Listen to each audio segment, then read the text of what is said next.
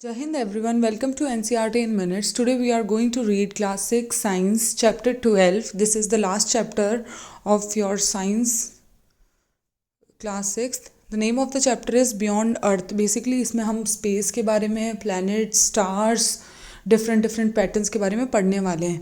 Let's study stars first. Stars होते क्या हैं? ये celestial objects होते हैं जो shine करते हैं. इनके पास खुद की अपनी light होती है.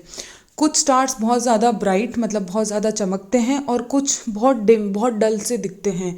स्टार्स जो है वो दिन में नहीं दिखते हैं क्योंकि बेसिकली स्टार्स पूरे टाइम रहते हैं स्काई में, लेकिन हमें दिन में इसलिए नहीं दिखते हैं क्योंकि जो सन होता है उसकी लाइट इतनी ज़्यादा होती है कि उसके सामने स्टार्स की लाइट बहुत कम हो जाती है. What are constellations? कॉन्स्टलेशन क्या होता है? जब स्टार्स डॉट फॉर एग्जांपल बहुत सारे स्टार्स हैं और जब हम स्टार्स को इमेजिनरी लाइन से कनेक्ट करने की कोशिश करते हैं और अपन को डिफरेंट शेप्स दिखते हैं तो उसको बोलते हैं कॉन्स्टलेशन. आज के टाइम पे जो इंटरनेशनल एस्ट्रोनॉमिकल यूनियन है उसने 88 शेप्स जो है वो रिकॉग्नाइज कर रखे हैं. इसमें कुछ एग्जाम्पल है, जैसे एक आपको बहुत सारे आप स्टार्स देखोगे ना आसमान में, कभी उन स्टार्स को कनेक्ट करना, you will see a shape like dog. अब जैसे यहाँ पे एग्जांपल दे रही हूँ, ये वाइट जो डॉट्स दिख रहे हैं आपको वो क्या है? स्टार्स है. और जब इन स्टार्स को आप कनेक्ट करते हो तो डिफरेंट शेप्स बनते हैं. जैसे फर्स्ट शेप जो आप देखोगे वो बीच वाला देखो, इसको बोलते हैं ओरियन. ओरियन क्या होता है? ये एक तरह का कॉन्स्टलेशन मतलब स्टार्स की ऐसी शेप है जो एक हंटर की तरह दिखती है, जिसके बीच में 3 स्टार हैं एक ही लाइन में. वो ऐसे दिखेगा कि हंटर का बेल्ट है और कुछ लोग होते हैं इसको हंटर की तरह इमेजिन करते हैं. डॉग सेकंड आपको दिख रहा है, उसी के साइड में एक डॉग जैसा शेप दिख रहा है और एक साइड सीरियस करके मार्क करा हुआ है. सीरियस जो होता है वो सबसे ब्राइटेस्ट स्टार होता है स्काई में, जो सबसे ज़्यादा तारा चमकेगा उस स्टार का नाम होता है सीरियस. फिर उसके बाद में ये डॉग वाले पार्ट का होता है. दूसरा वाला साइड में था टॉरस. अब और भी कुछ पैटर्न्स दिखते हैं. ये जो अभी यहाँ पे है बिग डीपर और लिटिल डीपर, ये बहुत कॉमनली सीन पैटर्न्स है स्टार्स के जो आपको स्काई में दिखेंगे ही दिखेंगे जब भी क्लियर स्काई होगी. तो बिग डीपर का मतलब होता है कि 7 स्टार्स होते हैं, इसको सप्त ऋषि भी बोलते हैं.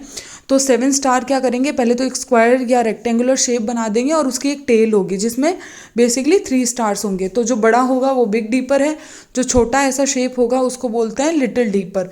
लिटिल डीपर का जो एंड स्टार होता है उसका नाम है पोल स्टार.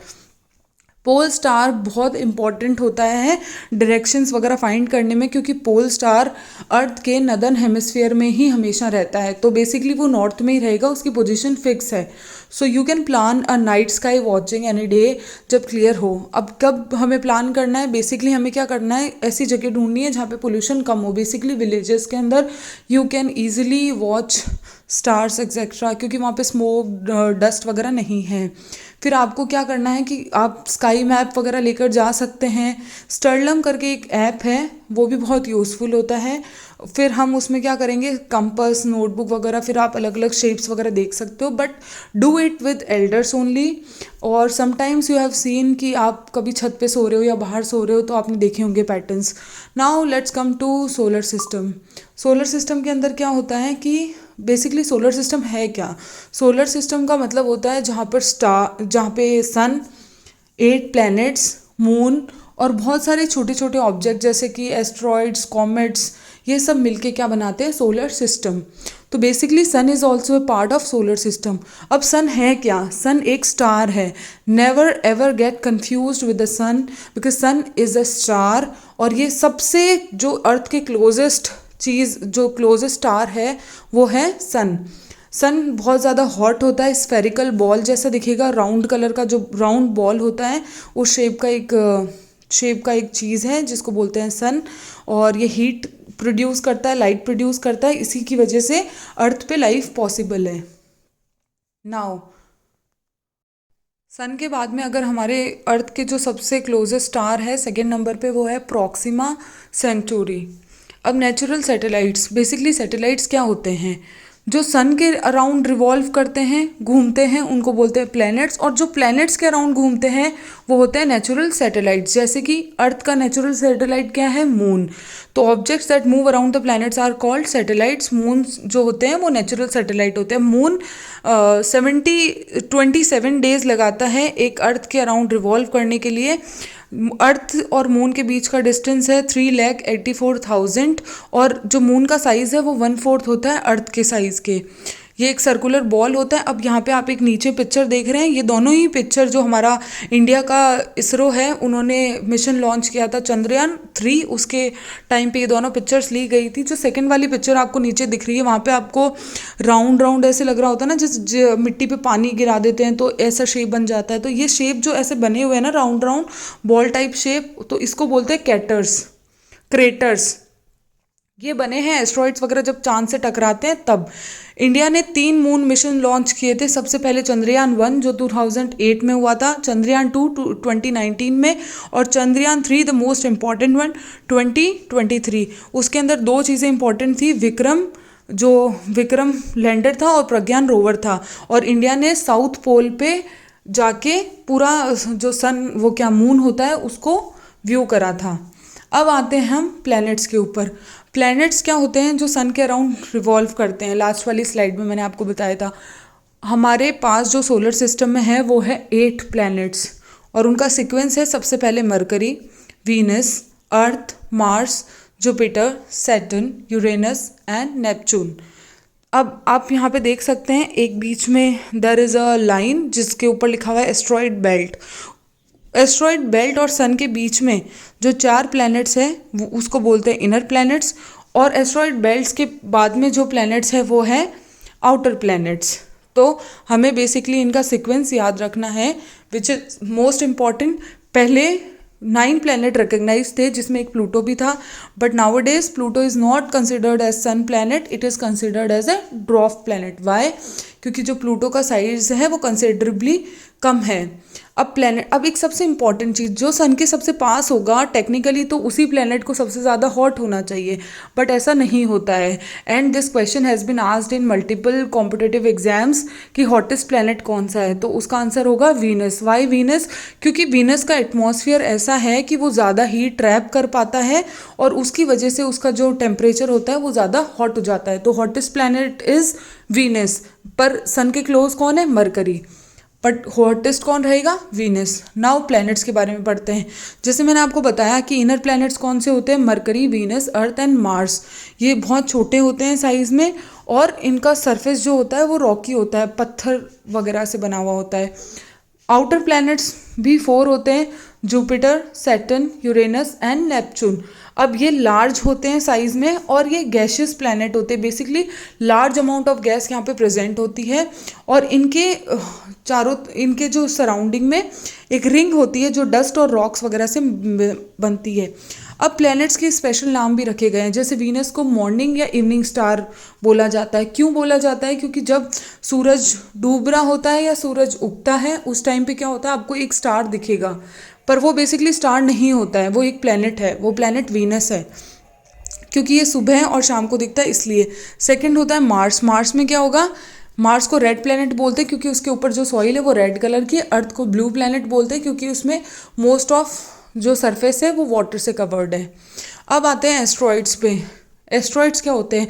बिल्कुल इरेगुलर, कोई परफेक्ट शेप नहीं है, वो होते हैं एस्टेरॉइड्स। ये बेसिकली एस्टेरॉइड बेल्ट जो मैंने आपको बताया था ना, मार्स और जुपिटर के बीच में, वहाँ मिलता है। और इनकी साइज़ जो होती है वो 10 मीटर से लेके 500 किलोमीटर तक भी हो सकती है। कॉमेट्स क्या होते हैं? ये डस्ट, गैस, रॉक और आइस से मिलके बनते हैं। ये बहुत ज़्यादा फ्रोज़न एलिमेंट्स जो होते हैं ना वो होते हैं इनके। जैसे ये सूरज के पास आते हैं ना, तो मैंने आपको पहले भी पढ़ाया था कि कोई भी ठंडी चीज़ जो गर्म चीज़ के कांटेक्ट में आती है तो वो इवॉपरेट हो जाती है, तो सेम वैसे ही कॉमेट भी इवॉपरेट हो जाते हैं। और एक हेली कॉमेट्स करके हैं, वो हर 76 ईयर्स में आता है, जिसको हम लोग ऑब्जर्व कर सकते हैं, but we are not that lucky that we can see a comet. फिर उसके बाद में होते हैं कीवर्ड्स। ये बहुत सिंपल हैं, we have already discuss each and everything अभी पीछे। हाँ, one more important thing, milky way galaxy. Milky way galaxy क्या होती है? ये वो गैलेक्सी है जिसके अंदर हमारा सोलर सिस्टम है। बेसिकली देखो, जैसे हमारा सोलर सिस्टम है जिसके अंदर 8 प्लैनेट है, there are so many solar systems, और वो किसका पार्ट है? मिल्की वे के। ऐसे बहुत सारी गैलेक्सीज भी है। तो हमारी गैलेक्सी कौन सी है? Milky way galaxy. And milky way galaxy is part of some other universe. फिर उसके बाद में मिल्की वे गैलेक्सी का एक और नाम है जिसको बोलते हैं आकाश गंगा। तो हमें ये वाली चीज़ सबसे ज़्यादा इंपॉर्टेंट दिमाग में रखनी है। We belong to a galaxy named milky way galaxy. Planet का भी मैंने आपको बता दिया, स्फेरिकल ऑब्जेक्ट्स होते हैं जो सन के अराउंड रिवॉल्व करते हैं, फिर इनके पास खुद की कोई लाइट नहीं होती है। सैटेलाइट्स का भी मैंने बता दिया जो प्लैनेट्स के अराउंड रिवॉल्व करते हैं, जैसे कि मून। सन एक स्टार होता है जो सोलर सिस्टम के सेंटर में रहता है, जो हीट और लाइट देता है, और वो मेन सोर्स ऑफ एनर्जी है अर्थ के लिए। रिवॉल्यूशन क्या होता है? बेसिकली मूवमेंट करना सन के अराउंड या किसी और ऑब्जेक्ट के अराउंड मूवमेंट करने को ही बोलते हैं रिवॉल्यूशन। अब हम एनसीईआरटी के क्वेश्चन आंसर सॉल्व करते हैं, जिसके अंदर मैचअप है। फर्स्ट, सैटेलाइट ऑफ अर्थ क्या है? मून। रेड प्लैनेट कौन सा होता है? मार्स। कॉन्स्टेलेशन का एग्जाम्पल क्या है? ओरियन। प्लैनेट जिसको इवनिंग स्टार बोलते हैं, वीनस। और मॉर्निंग स्टार भी पूछते तो वीनस।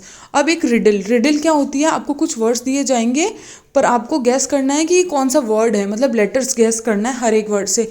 अब ऐसा लेटर बताओ जो मैन में है लेकिन कैन में नहीं है, तो कौन सा है? एम। जो ए सी ई में है लेकिन एफ ए एन में भी है, ए। फिर आर ए टी रैट में है लेकिन कैट में नहीं है, तो आर लेटर। जो सन में है लेकिन फन में नहीं है, एस लेटर। तो ये ज्वाइन करेंगे तो क्या बन जाएगा? मार्स। तो इस रिडल को सॉल्व करके हमें पता चला कि इसका आंसर क्या है? मार्स। फिर उसके बाद में क्या होगा? अब हमें ऐसी 2 रिडल्स और बनानी है, तो मैंने यहाँ पे बना रखी है कि फर्स्ट अल्फ़ाबेट जो है वो वैन में है लेकिन कैन में नहीं है, तो वी लिख लो। सेकेंड अल्फ़ाबेट जो है पेन में है और टी में भी है, तो कॉमन अल्फ़ाबेट क्या है? ई। थर्ड अल्फ़ाबेट जो फैन में है लेकिन फैट में नहीं है, N, V E N. Fourth alphabet जो सन में है और बट में भी है, तो वो हो गया यू। देन लास्ट अल्फ़ाबेट जो सर में है बट एयर में नहीं है, तो एस। तो हमारा क्या है? प्लैनेट हो गया वीनस। सेकेंड रिडल हम सॉल्व करते हैं। इसमें फर्स्ट अल्फ़ाबेट ईट में है लेकिन बैट में नहीं है, तो ई। सेकेंड अल्फ़ाबेट जो फैट में है लेकिन रे में भी है, तो वो हो गया ए, ई ए। थर्ड अल्फ़ाबेट रेड में है लेकिन मैट में नहीं है, तो वो हो गया आर। फोर्थ अल्फ़ाबेट टेन में है लेकिन बैट में भी है, तो टी कॉमन है, तो टी। और फिफ्थ हो गया एच, तो दिस इज़ अर्थ। फिर थर्ड एमसीक्यू में हम देखते हैं कि कौन सा इनमें से सोलर सिस्टम का पार्ट नहीं है।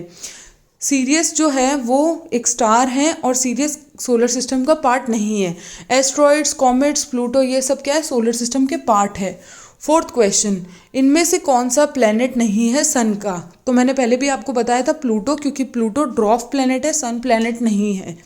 कौन सा ब्राइटेस्ट स्टार होता है? पोल स्टार या सीरियस? सीरियस, तो वो है सीरियस। सीरियस ब्राइटेस्ट स्टार होता है, और ये कैनिस मेजर जो डॉग का शेप बनता है ना, कॉन्स्टेलेशन, उसका पार्ट होता है Sirius. So Sirius, you have to keep this in your head कि ये कैनिस मेजर का पार्ट है, ये कॉन्स्टेलेशन का पार्ट होता है जो डॉग का शेप बनाते हैं।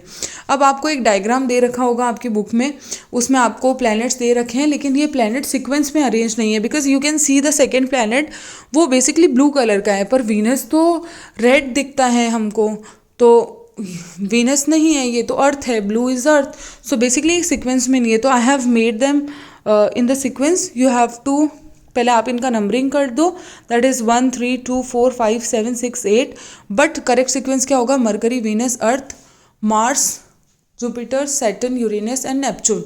अब इस क्वेश्चन में आपको एक ब्लैक कलर का शीट दे रखा है जिसके अंदर स्टार्स हैं। You have to make a pattern जिसमें आपको बिग डीपर और लिटिल डीपर को बनाना है और ऑल्सो लेबल करना है पोल स्टार को। तो आप देखोगे जहाँ पर भी 7 स्टार्स स्पून का जैसा शेप बना रहे हैं, उनको आप ज्वाइन कर दो। सप्तऋषि, दैट इज़ बिग डीपर जो बड़ा वाला है, जो छोटा है वो लिटिल डीपर है, और लिटिल डीपर का जो लास्ट पॉइंट है वो है पोल स्टार। पोल स्टार हमेशा नॉर्थ में ही रहेगा। अब आपको एक वैसा ही सेम शीट दे रखा है, इसमें भी आपको कॉन्स्टेलेशन मतलब अलग अलग शेप बनाने हैं। इनमें जो सबसे ब्राइटेस्ट स्टार है वो क्या हो जाएगा? सीरियस। बीच में जो है 3 स्टार एक साथ अगर दे रखे एक लाइन में, तो वो हंटर का बेल्ट है, और हंटर वाला कॉन्स्टेलेशन कौन सा होता है? ओरियन। फिर उसके पास में क्या होगा? टॉरस, और उसके साइड में क्या होगा? Canis Major. कैनिस मेजर जो है वो साइंटिफिक नेम है डॉग का, इसलिए।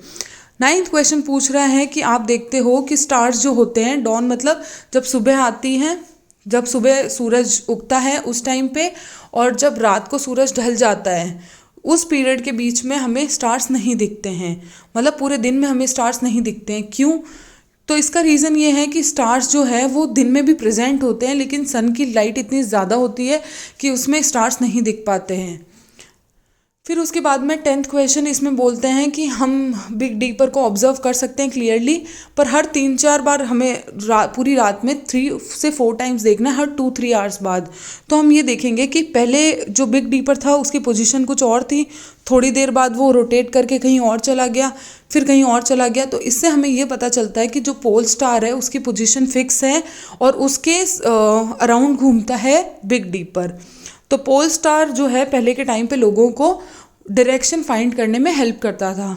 11th क्वेश्चन ये बोल रहा है कि नाइट स्काई के, आपको नाइट स्काई के बारे में सोचना है, या तो you have to write a story या you have to write a poem. अब इसमें I have written poem because story मतलब you can imagine a story और you can think about a story and write your own story, otherwise you can just go through this poem. Night sky shine with stars so bright, a peaceful and beautiful silent sight. Moon glows softly, calm and white. Okay. Thanks for watching the video. If you have any doubt related to solar system or stars, or you want me to make a video on a different topic, kindly comment it. If you like my video, kindly like, share and subscribe. Ring the bell icon to get the